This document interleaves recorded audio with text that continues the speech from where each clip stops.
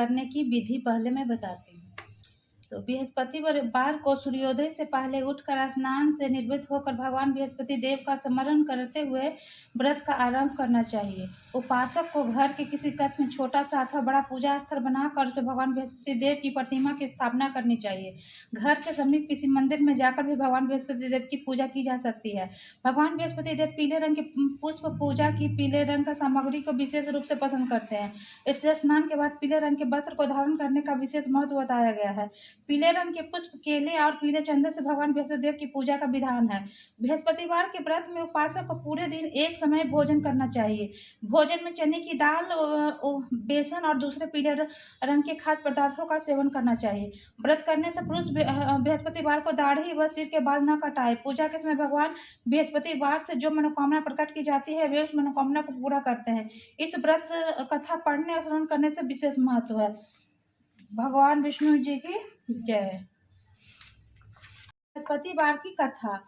प्राचीन समय की बात है, भारत में एक राज्य राज करता था। वह बड़ा प्रतापी तथा दानी था। वह नित्य प्रति मंदिर में भगवान दर्शन करने जाता था। वह ब्राह्मण और गुरु की सेवा किया करता था। उसके द्वार से कोई भी याचक निराश होकर नहीं लौटता था। वह प्रत्येक गुरुवार को व्रत रखता एवं पूजन करता था। हर दिन गरीबों की सहायता करता था, परंतु ये सब बातें उसकी रानी को अच्छी नहीं लगती थी। वह न व्रत करती, न किसी को एक पैसा दान देती। वह राजा से भी ऐसा करने से मना किया करती थी। एक समय की बात है कि राजा शिकार खेलने वन में चले गए। घर पर रानी और दासी थी। उस समय गुरु बृहस्पति साधु का रूप धारण कर राजा के दरवाजे पर भिक्षा मांगने आए। साधु ने रानी से भिक्षा मांगी तो वह कहने लगी, हे साधु महाराज, मैं इस दान और पुण्य से तंग आ गई हूँ। इस कार्य के लिए तो मेरे पति देव ही बहुत है। अब आप ऐसी कृपया करें कि सारा धन नष्ट हो जावे तथा मैं आराम से रह सकूं।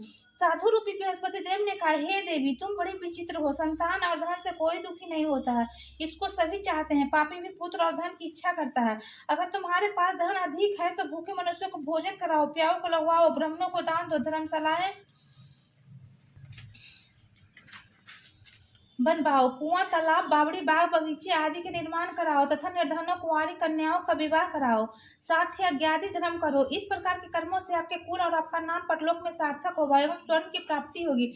परंतु रानी साधु की इन बातों से खुश न हुई। उसने कहा, हे साधु महाराज, मुझे ऐसे धन की आवश्यकता नहीं जिसको मैं अन्य लोगों को दान दूं तथा जिसको रखने और संभालने मेरा सारा समय ही नष्ट हो जावे। साधु ने कहा, हे देवी, यदि तुम्हारी ऐसी इच्छा है तो मैं तुम्हें बताता हूँ, वैसा ही करना। बृहस्पतिवार के दिन घर को गोबर से लीपना, अपने केसों को पीली मिट्टी से धोना, केसों को धोते समय स्नान करना। राजा से कहना वह हजामत करवाए। भोजन में मांस, मदिरा खाना, कपड़ा धोबी के यहाँ धुलने के लिए देना। इस प्रकार 7 बृहस्पतिवार करने से तुम्हारा धन नष्ट हो जाएगा। यह कहकर साधु महाराज रूपी बृहस्पति देव अंतर ध्यान हो गए। रानी ने साधु के कहने के अनुसार 7 बृहस्पति तक वैसा ही करने का विचार किया। साधु के बताए अनुसार कार्य करते हुए केवल 3 बृहस्पतिवार ही बीते थे कि उनका समस्त धन संपत्ति नष्ट हो गई। भोजन के लिए दोनों समय परिवार तरसने लगा तथा सांसारिक भोगों से दुखी रहने लगा। वह राजा रानी से कहने लगा कि हे रानी, तुम यहाँ पर रहो, मैं दूसरे देश को जाता हूँ, क्योंकि यहाँ पर मुझे सभी मनुष्य जानते, इसलिए मैं यहाँ कोई कार्य नहीं कर सकता। मैं अब परदेश जा रहा हूँ, वहाँ कोई काम धंधा करूँगा, शायद हमारे भाग्य बदल जाए। ऐसा कहकर राजा परदेश चला गया। वह वहाँ जंगल से लकड़ी काट कर लाता और शहर में बेचता। इस तरह जीवन व्यतीत करने लगा। इधर राजा के बिना रानी और दासियां दुखी रहने लगी। किसी दिन भोजन मिलता और किसी दिन जल पीकर ही रह जाती। एक समय रानी और दासियां को 7 दिन बिना भोजन के व्यतीत करना पड़ा। तो रानी ने अपनी दासी से कहा, हे दासी, यहाँ पासी के नगर में मेरी बहन रहती है। वह बड़ी धनवान है। तू उसके पास जा और वहां से 5 सेर बेझर मांग ले आ, जिससे कुछ समय के लिए गुजर हो जाएगा। दासी रानी की बहन के पास गई। रानी की बहन उस समय पूजा कर रही थी। बृहस्पतिवार का दिन था। दासी ने रानी की बहन से कहा, हे रानी, मुझे आपकी बहन ने भेजा है, मुझे 5 सेर बेझर दे दो। दासी ने यह बात अनेक बार कहा, परंतु रानी की बहन ने कोई उत्तर नहीं दिया, क्योंकि वह उस समय बृहस्पतिवार की कथा सुन रही थी। जब दासी को रानी की बहन से कोई उत्तर नहीं मिला तो वह बहुत दुखी हुई। उसे क्रोध भी आया। वह लौटकर रानी से बोली, हे रानी, आपकी बहन बहुत बड़ी धनी स्त्री है और छोटों लोगों से बात भी नहीं करती है। मैंने उनसे कहा तो उसने कोई उत्तर नहीं दिया। मैं वापिस चली आई। रानी बोली, हे दासी, इसमें उसका कोई दोष नहीं है। जब बुरे दिन आते हैं तब कोई सहारा नहीं देता है। अच्छे बुरे का पता विपत्ति में ही लगता है। जो ईश्वर की इच्छा होगी वही होगा। यह हमारे भाग्य का दोष है। उधर रानी की बहन ने सोचा कि मेरी बहन की दासी आई थी, परंतु मैं उससे नहीं बोली, इससे वो बहुत दुखी हुई होगी।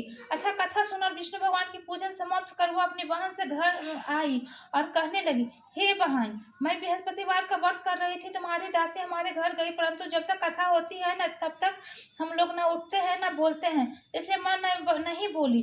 कहो दासी, क्यों गई थी? रानी बोली, बहन, हमारे घर अनाज नहीं था, वैसे तुमसे कोई बात छिपी नहीं, इस कारण मैंने दासी को तुम्हारे पास 5 सेर बेझर लेने के लिए भेजा था। रानी की बहन बोली, बहन देखो, बृहस्पति भगवान की मनोकामना पूर्ण करते हैं, देखो शायद तुम्हारे घर में भी अनाज रखा हो। यह सुनकर दासी घर के अंदर गई, वहां उसे एक घड़ा बेझर भरा पड़ा मिल गया।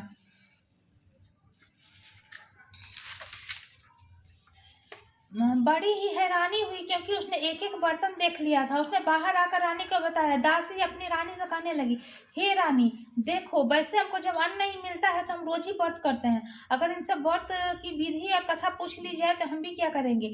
दासी ने कहने पर रानी ने अपनी बहन से बृहस्पतिवार के व्रत के बारे में पूछा। उसकी बहन ने बताया, हे रानी बहन, बृहस्पतिवार को सूर्योदय से पूर्व उठकर स्नान करके बृहस्पतिवार का व्रत करना चाहिए, लेकिन उसने सिर नहीं धोना चाहिए। बृहस्पतिवार के व्रत में चने की दाल, मुनक्का से विष्णु भगवान के केले के वृक्ष की जड़ में पूजन करे तथा दीपक जलावे। उस दिन एक ही समय भोजन करे, भोजन खाद पर दास का करे तथा कथा सुने। इस प्रकार करने से गुरु भगवान प्रसन्न होते हैं, अन्न पुत्र धन देते हैं, मनोकामना पूर्ण करते हैं। और पूजन की विधि बताकर रानी की बहन अपने घर लौट गई। रानी और दासी दोनों ने निश्चय किया कि बृहस्पति देव भगवान का पूजन जरूर करेंगे। 7 दिन बाद जब बृहस्पतिवार आया तो उन्होंने व्रत रखा, घुड़सवार में जाकर चना और गुड़ बीन लाई तथा उसकी दाल से केले की जड़ तथा विष्णु भगवान का पूजन किया। अब भोजन पीला कहाँ से आवे? दोनों बड़ी दुखी हुई, परंतु उन्होंने व्रत किया था, इस कारण बृहस्पति देव भगवान प्रसन्न थे। एक साधारण व्यक्ति के रूप में 2 थालों में पीला भोजन लेकर आए और दासी को देकर बोले, हे दासी, यह भोजन तुम्हारे और रानी के लिए है, तुम दोनों करना। दासी भोजन पाकर बड़ी प्रसन्न हुई और रानी से बोली, रानी जी, भोजन कर लो। रानी को भोजन के आने वक्त के बारे में कुछ पता नहीं था, इसलिए वह दासी से बोली, जा तू ही भोजन कर, क्योंकि तू हमारी व्यर्थ में हंसी उड़ाती है। दासी बोली, एक व्यक्ति भोजन दे गया है। रानी कहने लगी, भोजन तेरे लिए दे गया है, तू ही भोजन कर। दासी ने कहा, वह व्यक्ति हम दोनों को 2 थालों में भोजन दे गया है, इसलिए मैं और आप दोनों साथ साथ करेंगे। दोनों ने गुरु भगवान को नमस्कार कर भोजन प्रारंभ किया। उसके बाद से वे प्रत्येक बृहस्पतिवार को गुरु भगवान का व्रत और पूजन करने लगी। बृहस्पति भगवान की कृपा से उसके पास धन हो गया, परंतु रानी फिर पहले की तरह आलस्य करने लगी। तब दासी बोली, देखो रानी, तुम पहले भी इस प्रकार आलस्य करती थी, तुम्हें धन रखने में कष्ट होता था, इस कारण सभी धन नष्ट हो गया। अब गुरु भगवान की कृपा से धन मिला है तो तुम्हें फिर आलस्य होता है। बड़ी मुसीबतों के बाद हमने ये धन पाया है, इसलिए हमें दान पुण्य करना चाहिए। भूखे मिलो तो भोजन करो, प्यास लगाओ, ब्राह्मणों को दान दो, कुआं, तालाब, बावड़ी, बगीचे आदि का निर्माण कराओ, मंदिर पाठशाला बनवाकर दान दो, कुंवारी कन्याओं का विवाह कराओ, धन को शुभ कार्यों में खर्च करो, जिससे तुम्हारे कुल का यश बढ़े, स्वर्ण प्राप्त हो और पेट प्रसन्न हो। दासी की बात मानकर रानी ने इसी प्रकार कर्म करने पर आराम किया, जिससे उनका यश फलने लगा। एक दिन रानी और दासी आपस में विचार करने लगे, ना जाने राजा किस दशा में होगा, उनकी कोई खोज खबर नहीं है। गुरु भगवान को उन्होंने प्रार्थना कर भगवान विष्णु रात्रि में स्वप्न में कहा, हे राजा, उस तेरी रानी तुझको याद करती है, अब अपने देश को लौट जा। राजा प्रातः काल उठकर जंगल से लकड़ी काट कर लाने के लिए जंगल की ओर चल पड़ा। जंगल से गुजरते हुए सोचने लगा, रानी की गलती से कितने दुख भोगने पड़े। राजपाट छोड़कर उस जंगल में आकर रहना पड़ा है, जंगल से लकड़ियां काटकर उन्हें गुजारा करना पड़ा है। उसी समय जंगल बृहस्पति देव एक साधु का रूप धारण कर आए और राजा के पास जाकर बोले, हे लगा है, तुमने सुनसान जंगल में की चिंता बैठे हो, मुझे बतलाओ। यह सुन राजा के नेत्रों में जल फराया और साधु की वंदना कर बोला, हे प्रभु, आप सब कुछ जानने वाले हो। इतना कहकर राजा ने साधु को अपनी संपूर्ण कहानी सुना दी। महात्मा दयालु होते हैं। वे राजा से बोले, हे राजा, तुम्हारी पत्नी ने बृहस्पति देव के प्रति अपराध किया था, जिसके कारण तुम्हारी यह दशा हुई है।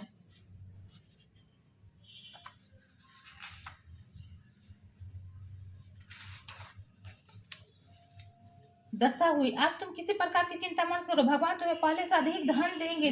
देखो, तुम्हारी पत्नी ने बृहस्पतिवार का व्रत करना प्रारंभ कर दिया है। अब तुम बृहस्पतिवार का व्रत करके चने की दाल, गुड़, जल को लोटे में डालकर केले का पूजन करो, फिर कथा को और सुनो। भगवान तुम्हारी सब कामनाओं पूर्ण करेंगे। करने के उपरांत कुछ बचा सकूं, साधु को प्रश्न देखकर राजा बोला, हे प्रभु, मुझे लकड़ी बेचकर इतना पैसा भी नहीं बचता जिससे भोजन के उपरांत कुछ बचा सकूं। मैंने रात में अपने रानी को व्याकुल देखा है। मेरे पास कोई साधन नहीं जिससे उसकी समाचार जान सकूं। फिर मैं बृहस्पतिवार की क्या कहानी कहूँ, मुझको कुछ भी मालूम नहीं है। साधु ने कहा, हे राजा, तुम किसी बात की चिंता मत करो। बृहस्पतिवार के दिन रोजाना की तरह लकड़ियां लेकर शहर को जाओ। तुमको रोज से दुगना धन प्राप्त होगा। सब तुम भली भांति भोजन करो। उस दिन से उसके सभी क्लेश दूर हुए। परंतु जब अगला गुरुवार का दिन आया तो बृहस्पतिवार का व्रत करना भूल गया। इस कारण बृहस्पति भगवान नाराज हो गए। उस दिन उस नगर के राजा ने विशाल यज्ञ का आयोजन किया तथा अपने समस्त राज्यों में घोषणा करवा दी कि कोई भी मनुष्य अपने घर भोजन न बनावे तथा न आग जलाए। समस्त लोग मेरे यहाँ भोजन करने के लिए आवे। इस आज्ञा को जो न मानेगा उसे फांसी की सजा दी जाएगी। राजा की आज्ञा अनुसार राज्य के सभी वासी राजा के भोज में सम्मिलित हुए, लेकिन लकड़हारा कुछ देर से पहुंचा, इसलिए राजा को अपने साथ महल में लेके गए। जब राजा लकड़हारे को भोजन करा रहे थे तो रानी की दृष्टि उस खूंटी पर पड़ी जिस पर उसका हार लटका हुआ था। उस हार खूंटी पर लटका दिखाई नहीं दिया। राजा को निश्चय हो गया कि मेरा हार इस लड़की ने लकड़हारे ने चुरा लिया है। उस समय सैनिक को बुलवा कर उसको जेल में डलवा दिया और निश्चय किया डलवा दिया।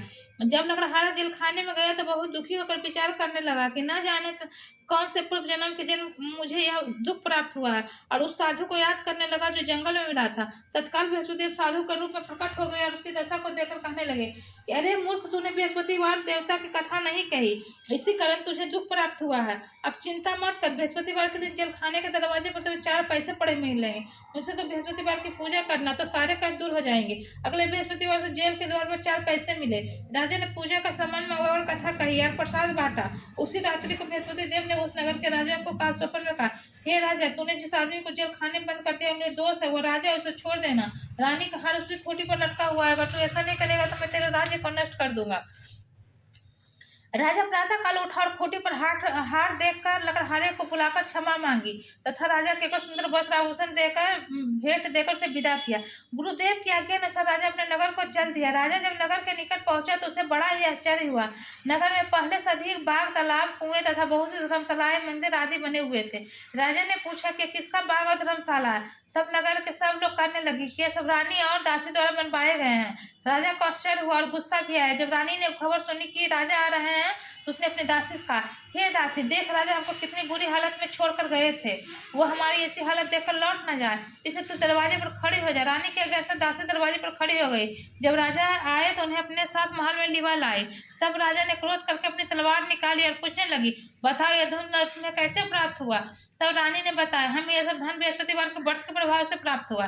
राजा ने तब निश्चय किया कि 7 रोज बाद जब सभी बृहस्पतिवार का पूजन करते हैं, परंतु मैं रोजाना दिन में 3 बार कथा करूंगा तथा रोज व्रत किया करूंगा। हर समय राजा के दुपट्टे में चने की दाल बधी रहती तथा दिन में 3 बार कहानी कहता। एक रोज राजा को विचार किया कि चलो अपनी बहन के यहाँ हो आवे। इस तरह निश्चय कर राजा घोड़े पर सवार हो अपनी बहन के यहाँ चल दिया।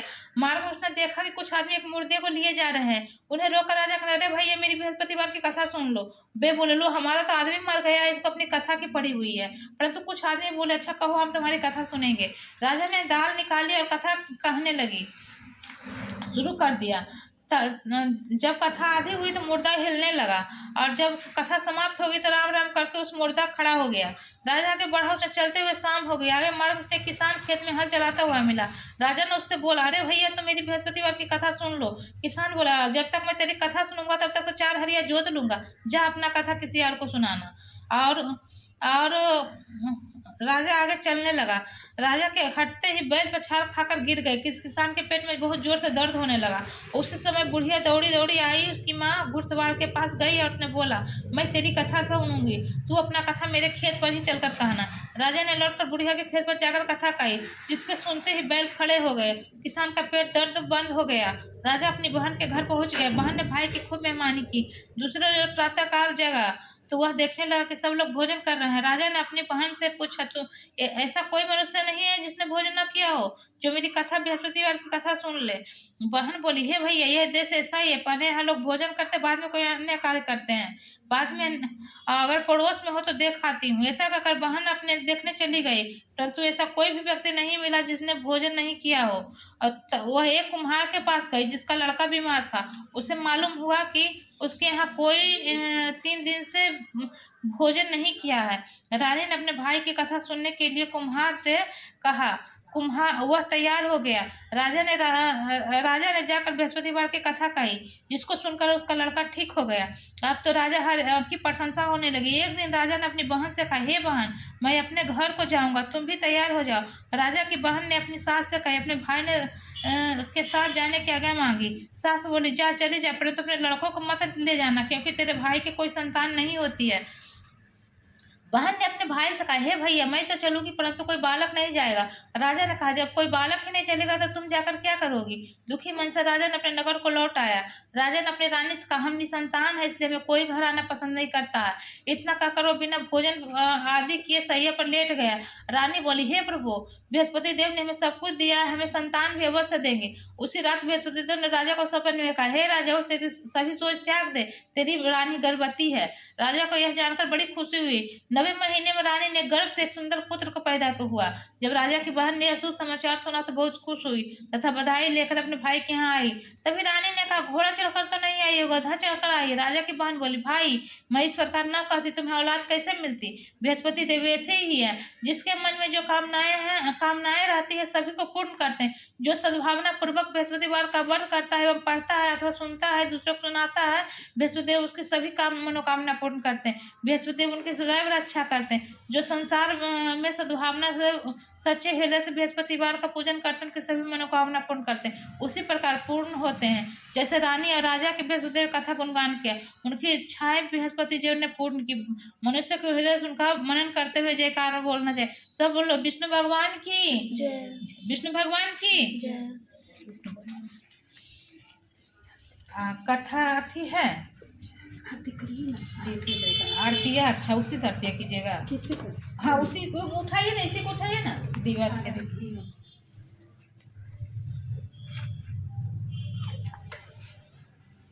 घंटी है?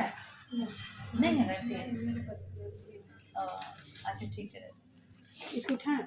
हाँ, प्लेट नहीं है उसमें। जय बृहस्पति देवा, जय बृहस्पति देवा, छिन छिन भोग लगाऊं, कदली फल मेवा। ओम जय बृहस्पति देवा, तुम पूरन परमात्मा, तुम पूरन परमात्मा, तुम अंतर्यामी। जगत पिता जगदीश्वर, जगत पिता जगदीश्वर, तुम सबके स्वामी। ओम जय बृहस्पति देवा, चरणामृत निर्मल, सब पातक हरता, सकल मनोरथ दायक, कृपया करो भरता। ओम जय बृहस्पति देवा, ओम जय बृहस्पति देवा, तन मन धन अर्पण कर, जो जन शरण पड़े। प्रभु प्रकट तब हो कर, आकर द्वार खड़े। ओम जय बृहस्पति देवा, जय बृहस्पति देवा, पाप दोष सब हरता, भव बंधन हारी। ओम जय बृहस्पति देवा, ओम जय बृहस्पति देवा, सकल मनोरथ दायक, सब संचय हारे। ओम जय जगदीश हरे, विषय विकार मिटाओ, संतन सुखकारी।